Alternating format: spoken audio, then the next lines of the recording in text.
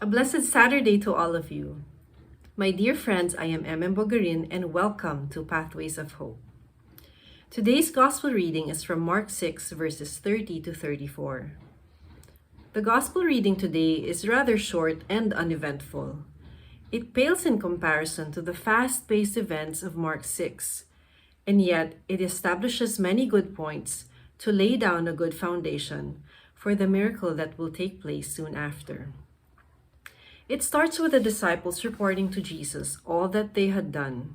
Because so many people were coming and going, they didn't even have a chance to eat. Then Jesus said this, "Come with me by yourselves to a quiet place and get some rest."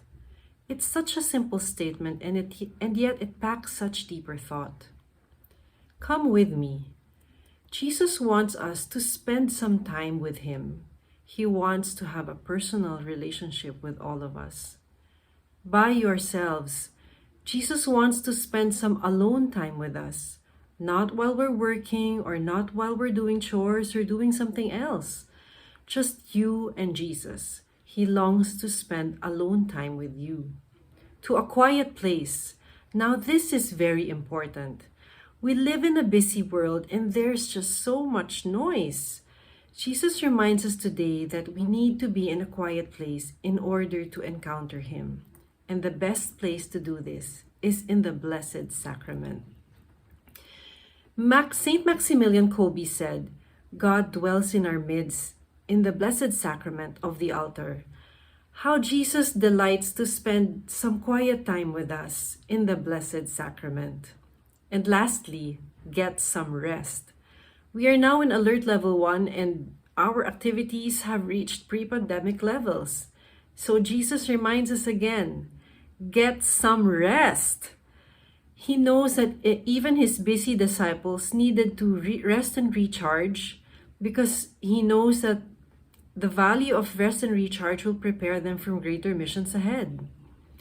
This simple command of Jesus allowed the apostles to go back to their source of strength, who is Jesus Christ, and prepare them for the miracle ahead, which is the feeding of the 5,000. Now, I love how creative Jesus was when he pulled away his apostles onto a boat to cross to the other shore. They needed privacy to rest and eat. So where did Jesus take them? They went to the middle of the sea. How often do we find ourselves swamped and trapped with chores or school tasks or workload that we simply cannot find quiet time to spend with the Lord? Ask the Lord, "Lord, please show me how I can spend alone time with you, some quality time with you." It may not be in the middle of the sea like what the apostles did, but for sure, Jesus will show you a creative way to spend some alone time with him. Moving on, when Jesus and the apostles have landed on the shore, a large crowd was already waiting for them.